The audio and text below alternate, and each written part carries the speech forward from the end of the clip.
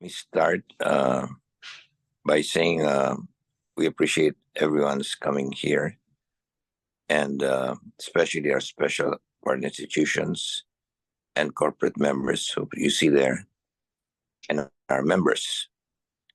Without them, we could not proceed. So let's go to the next slide, please. Next would be an or any introduction. All right. Here we go. All right. Here's the next slide. Today, we're honored to have Dr. Michael Roleda. Here are the highlights of his background. You can really briefly see it here. He's a professor of the Marine Science Institute, and he came back from being abroad. People, they go abroad and they don't come back. He's come back to help our country. His postdoctoral works around the world, as you see, the different countries there, New Zealand, Germany, etc. He's a marine biologist. His degree would be from Germany, as you see. And in addition, he has Master of Science in the great university, the University of the Philippines. Now, let me ask Michael to do something which we ask our speakers. You know, Michael, our departed chair, who of course would not be effective without the wind beneath our wings burning up, because she supported him for 21 years. He told us that when we have forums, it is not just to transfer technology and educate people.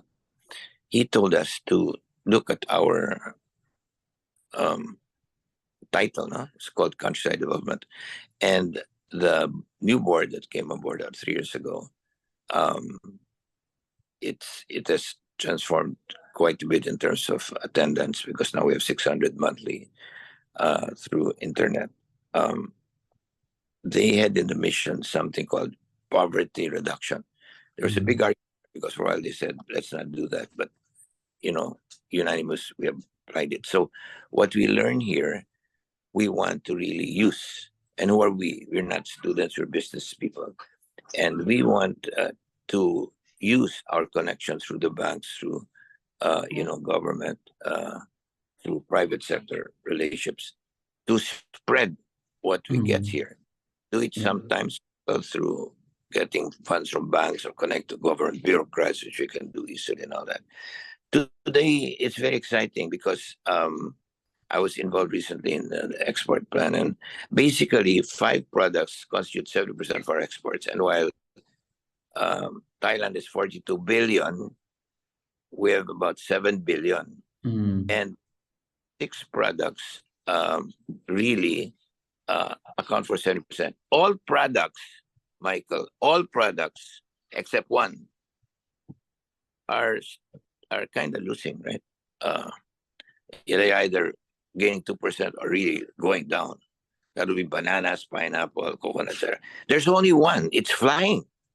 And that one is Karanginan. Well, that one is Seaweeds at your area. And I personally made a lot of work on that, etc.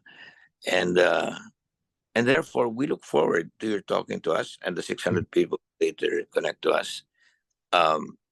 We will want you to push this, and the job creation is where the Muslims are, where the poor are, etc. That is good. So, Michael, I'd like to say this. First, give us 5 or 10 minutes about your background. Not where you study, but how you emotionally got into this. Why you're in this at all, right? Why you're in this, 5 or 10 minutes. What inspired you and what drives you and all this personal. Because, Michael, we contact the speakers after this, and the work is actually not the forums, but between forums. After the forum, we follow up work. We get more money, we get more contacts, etc. So that's it, 5 or 10 minutes. Number 2, Michael, could you tell me now, they can put chat box, but tell me now so people can hear it across the world. Could you give us our contact number? Say it on the screen, the cell number or office number, whichever. Can you give us your number, please, Michael? Okay. So, yeah, my contact number is 0999-848-6567. Hang on. Okay, I'll repeat it for everyone because get out your pens, folks. 0999-848-6567. Yeah, Correct. correct. Yeah, that's Okay. it. Then, Yeah. well, after you give your 5 or 10, we can get to your talk. And then the other part, Michael, extremely important. Extremely important. You got to tell us how we can help your mission. How we can help your mission. And your audience is 600 people around the world. And basically, we want to do what our departed chair says. You're not here just to learn. You're here to spread the Mhm. benefits and your speakers. And we want to thank Bernice has gotten the best around. And frankly, seaweed is for me the most exciting topic. for me, for me, Yeah. Mhm. I've seen it. Yes. So on that note, I'd like to say the rules of the game here. Rules of the game is after you talk, people can ask questions, but limited to one. That's 8 to 9. From 9 to 10, 9 o'clock, the international connections get cut off. But 9 to 10 is very important because that's when we really talk about action plans, etc. Can you stay with us, Michael, up to 10 o'clock? Yeah, yeah. We'll try to do that. Yes. I reserve that time. Yes. Mhm. We like that because a lot of work happens there. And then after that, that's the real work begins, right? I can tell later what we've achieved so far. But the important thing is spreading your wisdom and getting action done. Okay, so a note, let me summarize. Michael will talk to us 5 or 10 minutes. How we got into this, we want to know you as a person, right? And then you Okay. talk how we can help, all right? On Okay. that, give the floor to you, Michael. Okay, thank you very much for giving me the opportunity to share my knowledge and experience. And basically, I have been working with seaweed the last 30 years. So I did my graduate study here at UPMSI, and that's when the first time that I encountered seaweed. So since then, I have been working with seaweed. No, so I was going around the world and working with different aspects of seaweed, and it's more of basic research, understanding how the seaweed is able to tolerate different environmental stress factor, how they grow, and then from basic science, my interest went into the application. So understanding the biology and the ecology of seaweed, and now how do we make use of seaweed? So that's when I started looking on the uses of seaweed for food, for feed, for fertilizer, and now I am collaborating with German scientists on the use of seaweed biomass for as a substrate for bioplastic production. So now I'm engaged with collaborating with different scientists on different applications. Okay, so when I was approached to do this talk, the impression I got is to talk in general about seaweed, no? So the different uses. And when you mentioned about Karaginan, I could have prepared another talk highlighting on the Karaginan seaweed, because as you know, Karaginan seaweed is a multi-million-dollar industry, and it has been as the source of income of our coastal seaweed coastal inhabitants. And this is primarily why I came back to the Philippines for good. No? So when I was out of the country, I have a permanent job in Norway, and then somehow, despite the good living condition, there's something missing. So I did a Balik scientist, a short-term Balik scientist program, come back to UP, my alma mater, and then I was engaged with seaweed farmers, get to go to different places where I do seaweed farming, and it came to my attention that their primary problem to sustain the productivity of seaweed is the quality of the seed stock. Yung mga binhi natin, no, sinasabing binhi natin, the quality of seed stock is now deteriorating, and this basically affect their production and their livelihood. So after engaging with different farmers in Sorsogon, in Samar, in Palawan, in Batangas, So I finally decided to say, okay, so now maybe it's time for me to come back home, leave my permanent job in Norway, and then I applied for a long-term Balik scientist. And since then, I have been working on strain improvement of our euchumatoids. So euchumatoids, these are the carrageenan-producing seaweed, which is primarily driving our one of our industry, no, producing the biomass for processing for export. And Well, when you were saying about how you will be able to help us, it's basically maybe because now we are thinking of establishing a tropical seaweed resilience center. So what does this tropical seaweed resilience center do? If you are aware of IRI in the International Rice Research Institute, if there is an organization that look into improving the different rice variety, so we were thinking, why could not there be something equivalent for seaweed? So in collaboration with international partners, we are working on this initiative to establish this tropical seaweed resilience center. And what we will do here, it's basically looking into the biodiversity of our euchumatoids, our carrageenan-producing seaweed in nature, and then try to do some selection, some selective breeding, and then study the phenotypes, how they are responding to different stress factor, climate change, resistance to diseases, and then when we are able to obtain a robust cultivar, this will be distributed to seaweed farmers to improve the production and their livelihood. So basically, this is now this is where my passion is now, no, to really look into gaining some support from different stakeholders to make this tropical seaweed resilience center come into reality. Actually, last week I was in the Congress, first time in the Congress, and I was able to talk to pitch this idea to Congresswoman Escudero, and I got some positive response. But this initiative will not happen tomorrow. But I think it's more of sharing the idea to as many people as possible, and then if we get support from different agencies, then maybe in 5-10 years time we will have an equivalent of International Rice Research Institute that is equivalent to International Seaweed Research Institute, something like that. So that is maybe my dream. Before you start, I'll give you a soundbite. I was asked to head the creation of a water plan for the country.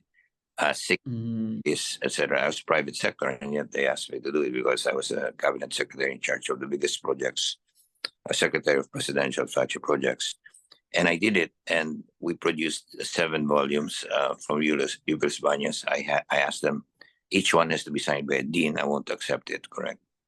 And as a result, they have a center now in UP. I mean, the one who had it, her husband was the chancellor, and chancellor said, you know, you have that center because the work that Ernie did with the task force. And so 2 years, and maybe it won't be like Erie, but this is really urgent. And I also, like you, I lived abroad for 12 years. And I'd like to let you know there was a big thing on our coconut oil. They had a bad propaganda situation. Our sales had dropped. They were not telling the truth. We had another thing, and I mentioned that because there's something happened with seaweed and carrageenan right now. There's an attack. Yeah, Attack will bring our things down. So we are now we need really strategic things. So I'm guessing you're talking to a group here.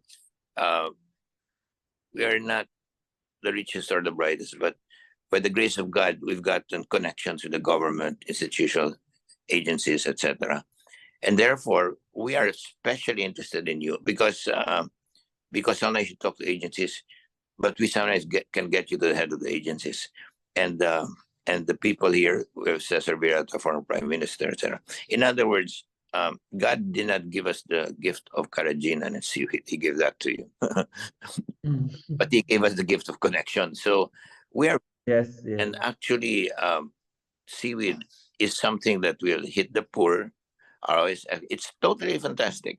And I'm so happy you came back, because most people, they don't come back, right? And you came back. And you're Yeah. coming back to help the poorest of the poor. And more importantly, an area that shows fantastic job employment, poverty reduction, and high return on investment, etc. And now it's under attack, right?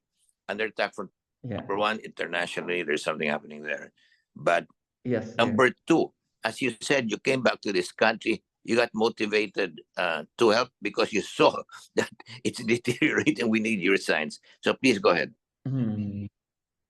Okay. So shall I proceed now Yeah. to my presentation or?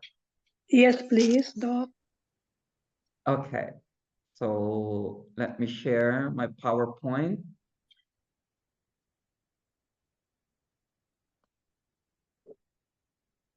Are you seeing now my slide presentation?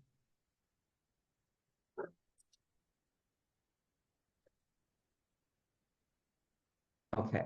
So like I said, no, so have I known that there is a special interest on our carrageenan producing seaweed, I could have concentrated on that because that is primarily what I am working on. So my apologies if my presentation now is very general because like mentioned, that there is now a big challenge that we are facing with our carrageenan industry because they want the NOSB. I think that is the organization in the United States that want to delist our carrageenan, no? And then we have challenges in the Philippines with regard to the production, sustainable production of our carrageenan producing seaweed, and also in terms of educating our seaweed farmers how to do the post-harvesting processing that we will have as clean biomass as possible because some of our processors, no, this is also some of their complaint that the dried seaweed or the raw dried seaweed that is sold by the seaweed farmers are not as clean as our processor would want it to be to produce our carrageenan. So anyway, if there will Doc, be other, excuse me, Doc. yes, No worries. We can tackle that during the open forum. okay, yeah, Okay, thank you. Okay. okay, Yeah, thank you. I'll just add one thing. This is an excellent view, and it's good to give us an overview, Yes, right? But I'd like to let you know this, right? The orientation here is not so much education. The orientation here is what we can do for poverty reduction, which yes, means that the overview is good, but I like the fact you give us the problems, what can be done and all that, because while you can give a lecture on how healthy it is, it yes, doesn't reduce poverty. In other words, yes. please go ahead and consider. No? And 8 to 9 is very important because 9 to 10 people are no longer on international connection. So please go ahead. Thank you. Okay. So to continue, maybe the term seaweed is not so nice because when we hear about the word weed, this is already something nasty or what we don't like. So here is a photo of beach cast seaweed, or sometimes we call beach rock, which is basically a composition of different subspecies of seaweed that is brought to the shore by strong water movement or after typhoon. So they will lay there and they will rot, and then they could produce some foul odor, and that's for that reason maybe some people don't like seaweed, no? But this beach rock or beach cast seaweed could basically be used for different purposes. They could be collected and processed for biofuel. They could be collected and be used as natural fertilizer. So when I was living in New Zealand and in Norway, I love gardening and I collect seaweed biomass in the seashore and use this as my natural fertilizer.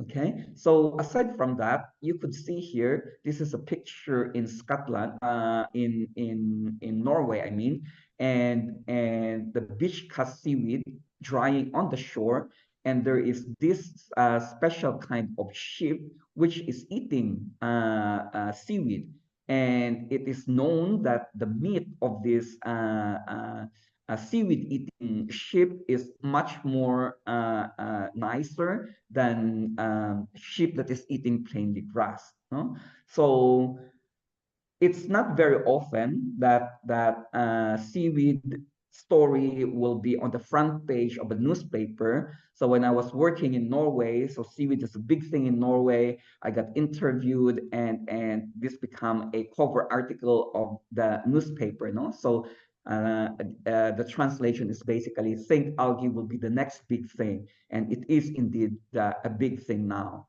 And basically, no, there's a lush vegetation of seaweed in the near shore, and it's me sitting in the middle of a dinner plate, they were saying. Okay. So maybe for some people that may not know as much about seaweed, uh, maybe I will share some information from basic biology to gastronomy, no? And seaweed are basically algae. So maybe algae is a better term that will not have a very bad connotation than seaweed. And algae could either be microalgae, they're quite small, you need a microscope to look at them, or they could be macroalgae, so they could be as big as longer than an individual, like is shown in this picture during one of my cruise in expedition in the Arctic. So Arctic seaweed is basically quite big. Okay, so they could also be differentiated in terms of their complexity and differentiation. So they could be unicellular or multicellular, or they could be a simple like leaf-like, or they could be highly differentiated with different parts, or if we compare this to human different body parts, no, so it has different parts here, so it's called highly differentiated. And also in terms of classification, the green and the red seaweed belongs to the kingdom Plantae, so they are basically comparable to our land plant. But curiously, no, so the brown seaweed, which look like our green and red seaweed, through molecular study, they actually don't belong to the plant group, but they belong to another group called Chromista, and they are basically more related to diatoms rather than to the green and red seaweed. Okay, so this is just some basic background. Okay, so as you could see here, the basic difference is color. So you have your brown seaweed, green seaweed, and red seaweed. And this is basically also some of the chemical differences, no? So in terms of chlorophyll, all has chlorophyll A, and then green has chlorophyll B, D for red, and then C for brown. And then in terms of storage product, they have either oil, starch, and some laminarin, no? So very specific to different groups. Going back to the pigments, so it's this phycoerythrin and phycocyanin which make the red seaweed red, and it's the fucoxanthin that makes the brown seaweed brown. And then in terms of cell wall components, so this is where our pre-discussion came in, no? So the cell wall polysaccharides were in the green seaweed, they have heteropolysaccharide. And then for the red seaweed, you have the agar and carrageenan. Carrageenan is one of the multi-million-dollar industry. And also another compound called alginate is basically the component of our brown seaweed.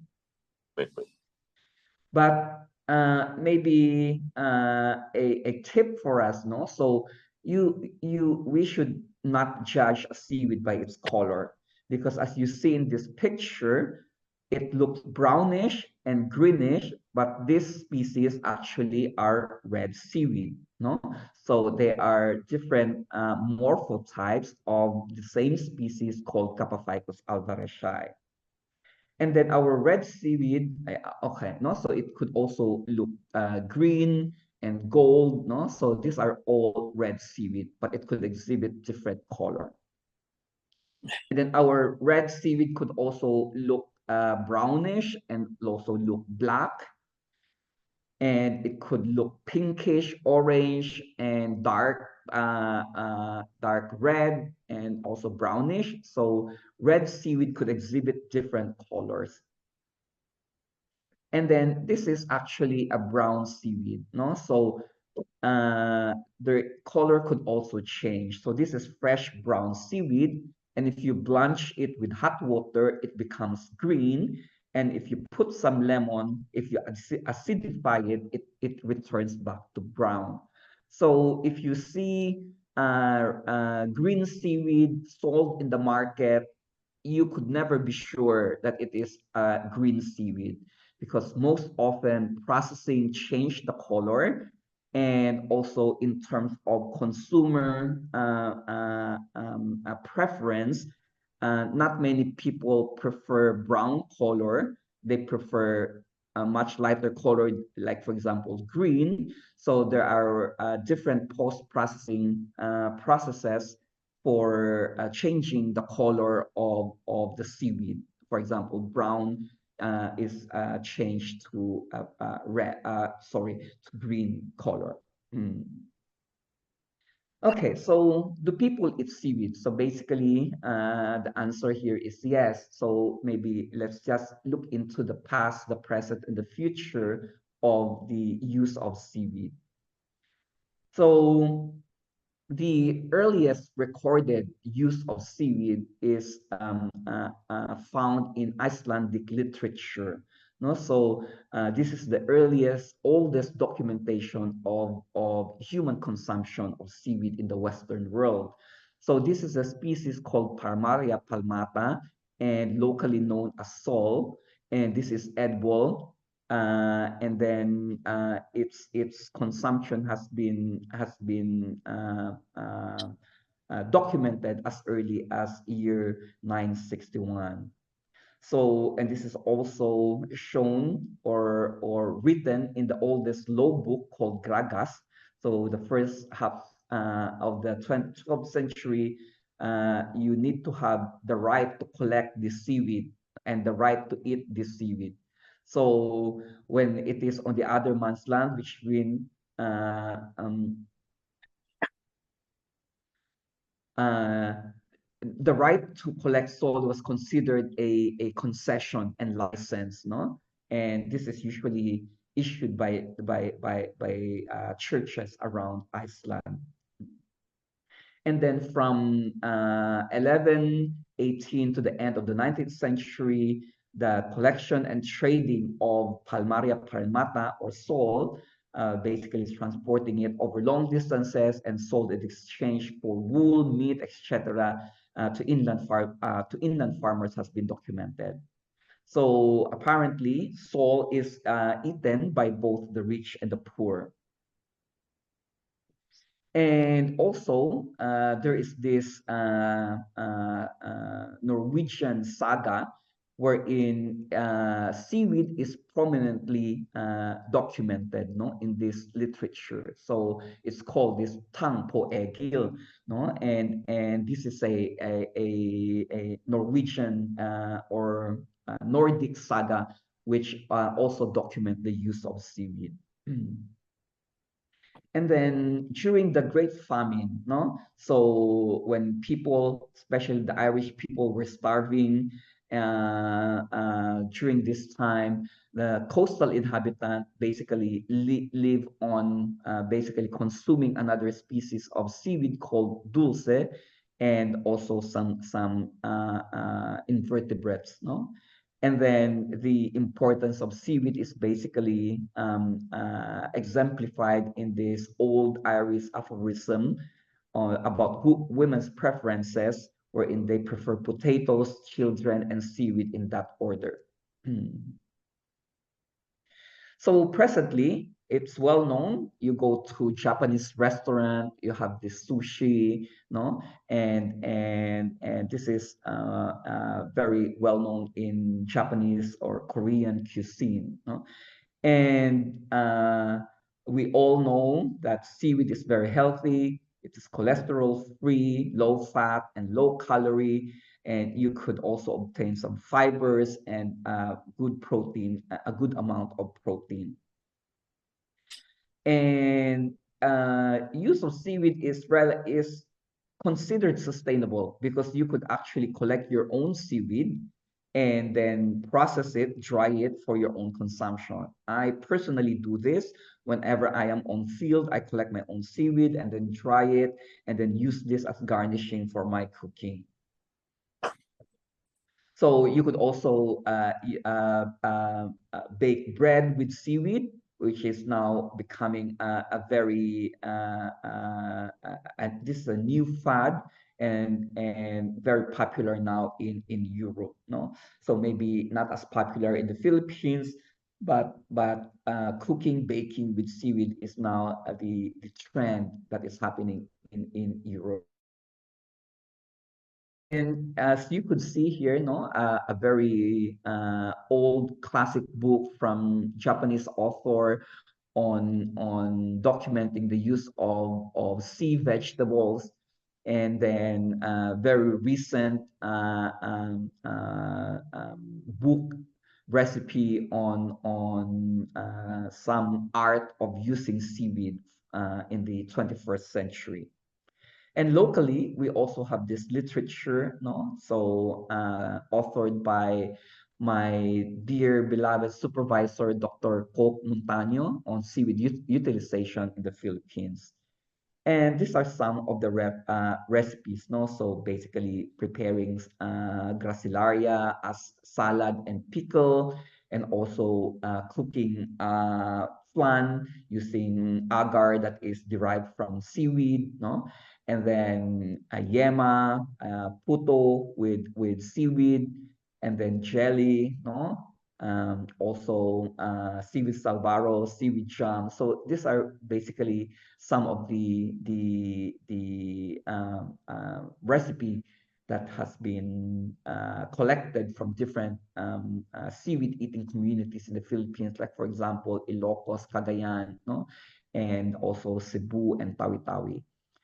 Okay, so arurusep. So this is more of the salad that we are more familiar that we could buy in the market. So kaulerpa, the arurusep salad, and then pokpoklo salad. This is codium, so also very popular in Ilocos and Cagayan. Okay, so kanot-kanot, another species of salad, and a seaweed salad, and you could also cook your sinigang with addition of seaweed blade and dinengdeng and lomi with seaweed. Actually, there are some noodles in Sorsogon area, Albay area, wherein they produce their noodles with seaweed. Okay. So seaweed is also very popular. For example, in USA, the use of seaweed, no? So you have this internet shop, no? Shopping online, wherein they sell their seaweed as organic seaweed, so carefully harvested from the wild.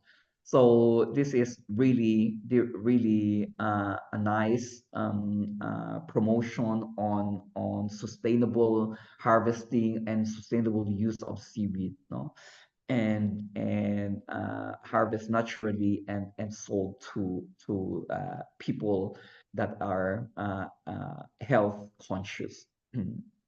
Also in Sweden, they have these packages of dried seaweed, and also they bake some, this is a knäckebröd. So this is basically just like sky flakes, no? And with seaweed on top of it. And in France, France is also one of the European countries which is very much into consumption of seaweed. And they have this brochure on different species of seaweed that is palatable or more yummy to eat, because generally all seaweed are edible, but some of the seaweed might not be as yummy as the other, because they produce some secondary metabolites that make them unpalatable for grazers. So these are some of the nutritional values of seaweed. So on the top lines here, these are basically different seaweed species. And on the bottom lines here is basically some food for comparison, like rice, milk, spinach, lentils, banana, peanuts, no? In comparison to different species of seaweed here. And they compare the different mineral composition from calcium, potassium, magnesium, sodium, copper, iron, zinc, and iodine. And you could see that the mineral composition of seaweed is as good as what we are normally eating. Okay, and then also in terms of polyunsaturated fatty acid, this is the seaweed has a very good composition of TUFAs, no? And also in terms of vitamins, B vitamins, C, E, the seaweed has a good amount of these different vitamins. And different literatures could be found online on chemical characterization of different seaweed species from cold temperate areas. Unfortunately, you don't see such publication working on Philippine flora, no? So, but now we are starting to do this. So my group is looking into the protein and carbohydrate content of different species of seaweed in the Philippines. No? So these are just a table. You don't have to worry about the values here. It's just showing that there is species-specific differences in the amount of PUFA and SFAs, no? But the message here is basically seaweed has a good amount comparable to other terrestrial plants. So this is with regard to different minerals, no? So also showing a great potential of using seaweed as a source of macro and micro minerals for health, for our health. And even in Australia, seaweed is now becoming a big thing, a good source of omega-3 fatty acid. No? And if we also look into the natural umami taste of seaweed in comparison to other products, no? So everybody knows that umami taste or umami flavor is basically what we have, like our synthetic monosodium glutamate. But our food contain natural umami flavor. So if you have duck and chicken, you have natural umami flavor. It contains glutamate to this amount. Also, our fish and shellfish also has that glutamate content. So actually, this means that when we are cooking, we don't need to add extra Ajinomoto, extra MSG, because our food, they contain natural umami flavor. So personally, I like to cook, and I don't use magic sarap, I don't use Ajinomoto, I don't use any synthetic flavoring, because I'm quite sensitive to it. Too much of it, I get dizzy, I get headache from monosodium glutamate. And if we put a dash of dried seaweed into our cooking instead of just salt and magic sarap or Ajinomoto, we could use seaweed product, no, because the glutamate content of seaweed is quite high. Okay? Michael, excuse me. We have 20 minutes left. I think that's Okay. excellent. Just that we have time constraints. if you can wrap up this thing and go into that other part, which is very important to us, which is what are the problems and how can we help you, right? Okay. Okay. Yeah, So I think I'm already finishing. So this is just a number to consider, no? So in terms of iodine content, that seaweed also has a good amount of iodine compared to other source of iodine. And in terms of RDAs for iodine, if we consider this is the needed amount that we take daily, so this is an equivalent of 50 milligrams to 18 grams of seaweed, eating that much seaweed per day. So Japanese are the group of people that eat a lot of seaweed, and they get their iodine supply mainly from eating seaweed at about 1 to 3 milligrams per day. So the Europeans are quite worried in terms of the amount of heavy metals. But heavy metals in seaweed, it's quite low. So we don't need to worry about these heavy metals, no, that could possibly contaminate our seaweed. We haven't heard about heavy metal intoxication or death from eating seaweed.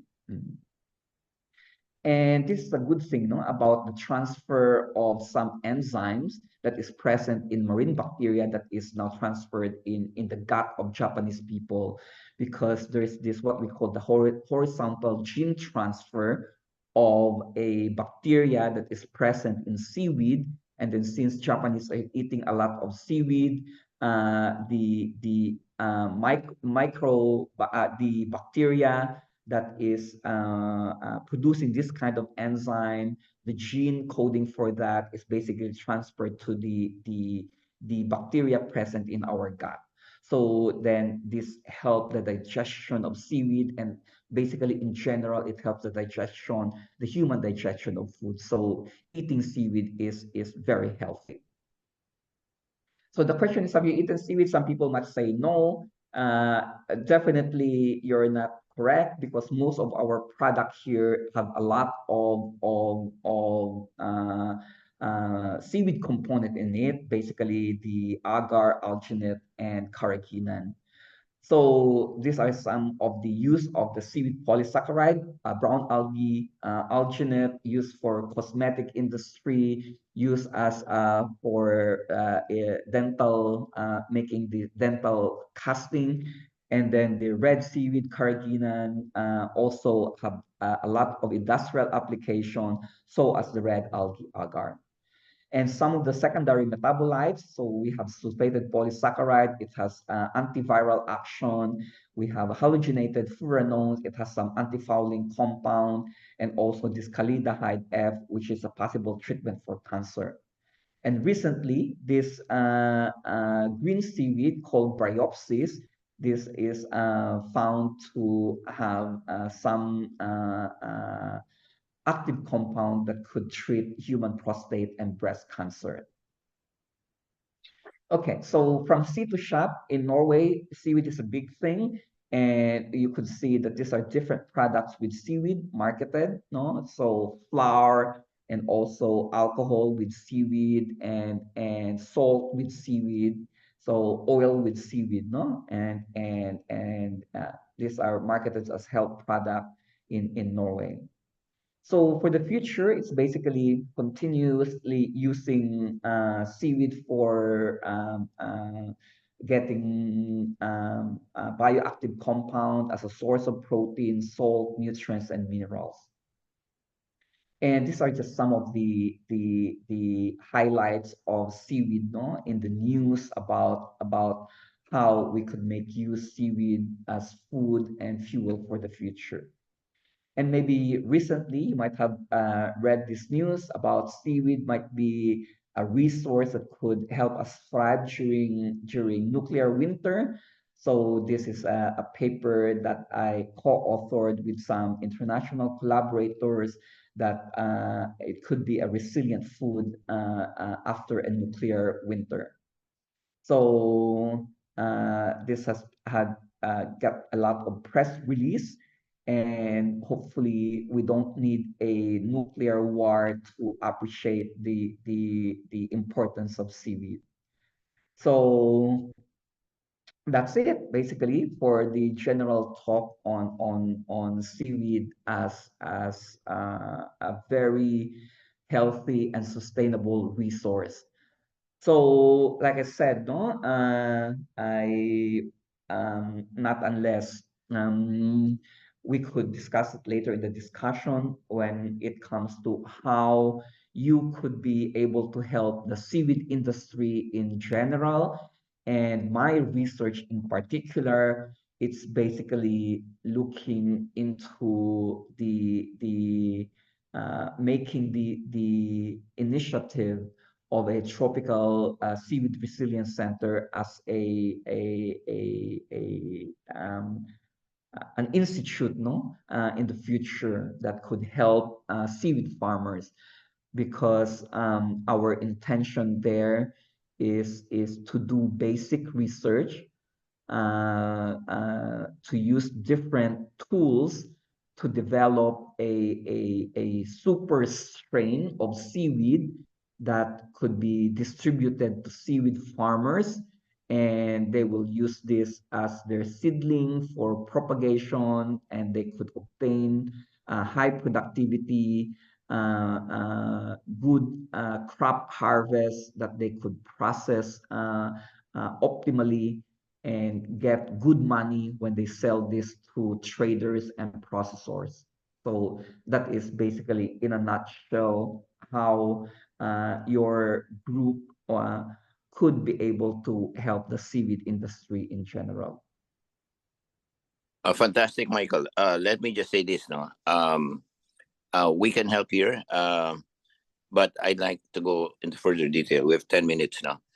Basically, what I like about you, other than coming back to this country, using all your expertise and talent to help us, helping poor people, is to find out what you saw as the problems and what the short-term solutions are. For example, we'll help regarding this center, no? And maybe we're uniquely positioned to do that because we did it before. But more important, but that's just a few of us. But the audience is composed of businessmen primarily, not around the world, but businessmen here especially. What did you see as the problems? In other words, because even with limited research, etc., the problem with saying this country is that with this technology, it doesn't go out, right? It goes to Vietnam and Thailand, right? So what you see, now, given our limited information, correct, and while we have to do basic research for the future, etc., there's a current problem right now. The current problem, I understand there's a way to fast track this, whether it have lots of people trained and all that. It's called war footing. Now, we've done it before. If there's a program that's good, we have a special program. And while we want the institute, etc., there are current things right now that are happening. So in the next 10 minutes, no, because open forum can be next next hour and all that. But right now, for the audience to listen, no, what problems did you see given our current state of not excellent research and all that? No, what do you see? Do you see a problem that people don't understand it, or we don't have enough people to train them, etc., etc.? What are the problems we can solve immediately? Because we won't live here for too many years. Yeah. Next 3 or 5 years, what can we do? Because we have this gift of contacts, no? So tell us, what have you seen? What have you seen? So the problem is at different levels. So if you talk to seaweed farmers, what their problem now is, it's the one that we could maybe directly help them is the source of seed stock, the source of seedling, and the quality of seedling. Because when you say the quality of seedling, our cultivar has been clonally propagated the last 60 years. So if it's the same cultivar that you are just clonally propagating, it's the same individual cut to pieces, clonally propagated for the last 60 years, there has some kind of mutation, and the quality has become lower. So in that case, this seedling become more prone to diseases, more prone to environmental changes. And when we talk about climate change, we don't know when this become too hot or too whatever. because the resistance of this old fatigue seedling is very low, so they get sick very fast. Okay, so that's the primary problem of seaweed farmers when we talk to them. So that for that reason, we are looking at using new seedling, either from the wild or develop it in the lab. But maybe the easiest is to collect new seedling from the wild that has different genetic makeup compared to the commercially cultivated cultivar now. Okay, Because just yeah, we get you for that, a few 100 million, whatever, that will help, right? yeah, Okay, yes, short term because we have access to get money, correct? In other yeah, words, while we can talk, about the direction, we want to know what we can do. Number one, if you have more money for this, any of the things, tell us how much for each group because research is more expensive, longer term. So that's one, right? The seeds have to be corrected. I just want to let you know we see that in other areas, but when we move on it for the first time, they're doing it in coconut for God's sake. That we're screwing up. Now seaweed, if in other words, after this, we'll ask you how much you get, how much you need. Okay, what else other than money for this, the seed stock? What other things do you see? Seed stock. What else? How about okay. training?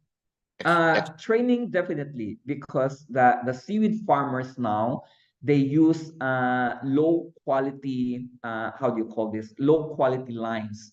So when you say low quality lines, this tie, no, so this easily get disintegrated.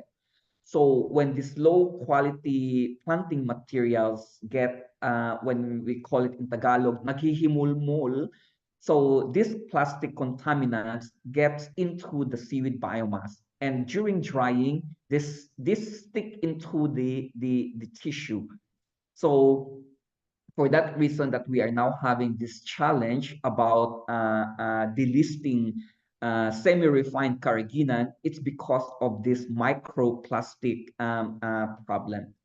Because from the source of the seaweed, when the seaweed farmer don't know what the seaweed are used for, they are not very careful on how clean the seaweed must be. For example, during our workshop and training, I go to the seaweed communities. I ask them, you plant seaweed, what do you use seaweed for? And they said, you use it to produce planggana, chinelas, whatever. So they don't know what seaweed are used for. So when we told them that seaweed is most often used for food application, then they were shocked, no? So then we told them that you must harvest your seaweed, you plant your seaweed, you clean them, you harvest them, and then dry it in a best possible way that it is not contaminated. Because in the end, this will go back to you because this is basically used for food application. Oh, wait, thank you. 5 minutes ago, I just shoot some questions. What percent of the seaweed farmers need this? 10%, 50%? What percent need the training? They should have a regular everybody should have a regular training as often as possible, because every so often you have new seaweed farmers that come in. Yeah. And then, Okay, I'll repeat. yeah. What percent of the farmers need training? In other words, do 80% need it now or 10%? How many are in desperate need of training? Because I'm looking at budget, right? Because we're here for Definitely that need training. I would say about 50%. If we wow. at least target 50%, yeah. Yeah, you will be spent a return on investment. In other words, if we train them, they can make much money. This is all business, right? ROI. We are ROI. Seed, seconds training. What else? With 5 minutes, 3 minutes. What else? Yeah. Aside from training them, it's more of educating them and have much of a association cooperative, because another problem is also stealing between seaweed farmers and also inggitan. Also, I think there should be a cooperative and association that we will have a base that they are helping each other rather than individual farmers, because this is often reported that we have 2 minutes left. What percent need it? 10%, 80%? What percent need to cooperate? We're not cooperating right now. What percent? We have a very few association and cooperative. Most of the Um, seaweed farmers are individual family okay, we want organization. from 9 to 10. We're going to discuss this in more depth. But while we can talk about long-term research and different markets, there's three. Number one, we have the seeds. Number two, we have the training. Number three, we need the thing for cooperative. We look at each of these with return on investment. You know what I mean? How much does it cost to train? What will I get? Blah, blah, blah. We'll do that later. No? But I like to thank, this ends our 1 hour international exposition, and we're on to the next hour. So on that note, of course, we'll thank you properly at 10 o'clock, not now, because there's no time, right? Okay. We want to thank you very much. And Thank all you. those things, we want to let you know that, this is a gift from God and a gift to the Philippines, correct? And basically, it's 0999-848-6567. And Yes. when you call him and all that, it's good if we know, because then we can make the contacts faster. But for me, it's clear they need money now. Yes. Yes. We don't need to put Definitely. in training or in seeds or in cooperative organization. We don't know. So we've got to look at this return on investment. And we look at it in terms of a system. In other words, the pakalat-kalat, we really focus on look at the ROIs. That's the way we think. That's why we're here to learn about seaweed, but we're here more importantly to help poverty. And poverty be handled without his wisdom and direction, right? Okay. Yeah. And connection to the government, and government actually is in a transformation mode right now. They're into new ideas. So we'd like to let you know that. On that note, we'd like to end and say, of course, 9 to 10. Those of you who can stay, please stay, right? But internationally, we're signing off. Okay, so Vivian, can you sign off properly? Sign off properly, and we go to the next period. Vivian, please. Okay, sir. Before we do that, let me share my screen lang po for the certificate of appreciation to Dr. Michael Roleda. So the Agribusiness and Countryside Development Foundation, in partnership with the Management Association of the Philippines, together with its special partner institutions, senior partners institutions, and individual members, present the certificate of appreciation to you, Dr. Michael Y. Roleda, for your invaluable support in the advocacy and promotion of agribusiness and countryside development, and his for your commendable and unselfish services rendered to this foundation as our resource speaker um, at our fifth weekly online meeting this year, 2024, given today, 6th of February 2024 in Makati City, Philippines, signed by our chairman, Mr. Ernie Ordonez, and our president, Julius Barcelona. Thank you. Thank you, Paul. I want to let you know how we're going to measure? If I get you more money, we're successful. If I don't get you more money for these things, actually, we will have failed. Okay, I'll be frank. But to measure ourselves, not in terms of knowledge, but in terms of poverty reduction. I just want to let you know that's and we will bring people, and sometimes you cannot reach them. We'll have you reach them. But if we do not get you the money for these three, then this seminar is very good, but not good enough. Because to be good, Barbara Chair said, and Bernie Up says, and Julius Barcelona says, we gotta use this to reduce poverty. Okay, so just be yeah. Okay, sige, ano pa? Next seminar siguro, then we can close. Yes po, sir. Bali, next session po on February 13, though hindi pa po ito final as per Miss Bernie, but we're looking for the confirmation from the office of Mayor Joy Belmonte of Quezon City, talking about the idle land tax use for urban farming. So we hope to see you there. Details will be sent po via our Facebook, text, and Viber. Thank you po.